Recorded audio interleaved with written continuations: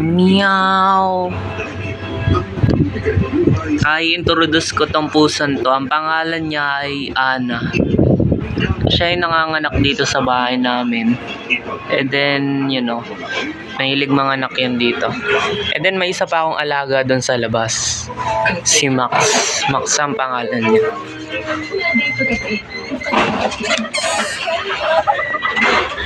Ito si Max. Hey, say hi to vlog, Max. Say hi.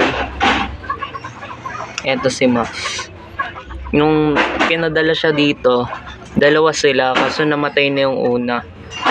Malaki-laki na rin siya nung nagkasakit. And then ito lang yung nakasurvive.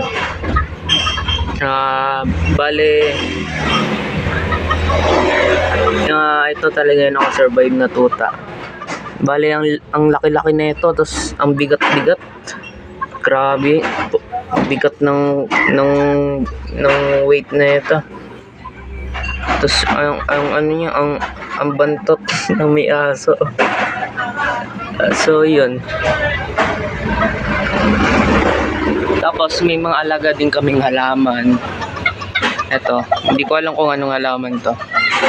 Itong isa dito na medyo namamatay na. Avocado siya, avocado. At yan. Mayroon pa kami isang pusa kaso hindi pa siya bumabalik. Kulay orange. Tapos may mga manok din kami dito. Ito, alaga siya ng papa namin. Ano siya, tandang naman.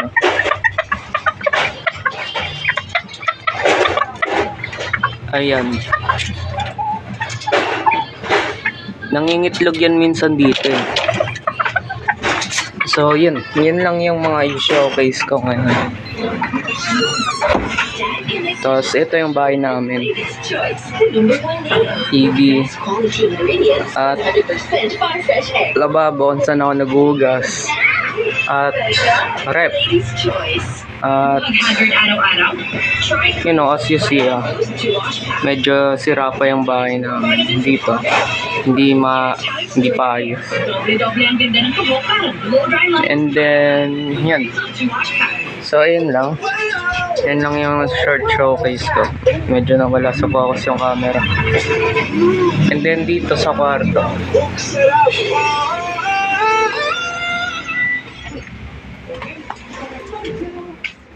and then dito kami natutulog. Tapos dun sa isang kwarto yung mga magulang namin. So ayun lang. Yun lang showcase ko ngayon. So ako nakatira lang ako dito sa bahay. At yung mga ginagawa ko dito napakasimple lang. Kumain, matulog, at wala pa ako ngayong pasok at na-drop ako sa school at wala din akong trabaho. So yun, dito lang muna ako sa bahay.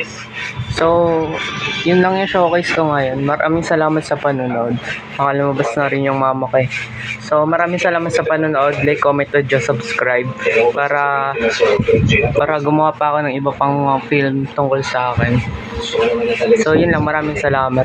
At salamat sa panonood sa mga video ko.